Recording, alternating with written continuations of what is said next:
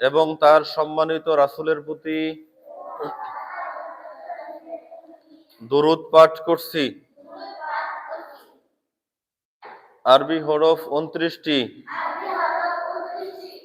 আলিফ, বা, তা, সা, জিম, হা, খ, দাল, জাল, র, ঝা, সিন, শিন, صاد ضاد ط ظ عين غين فا قاف কাফ লাম মিম নুন ওয়াও হা হামজা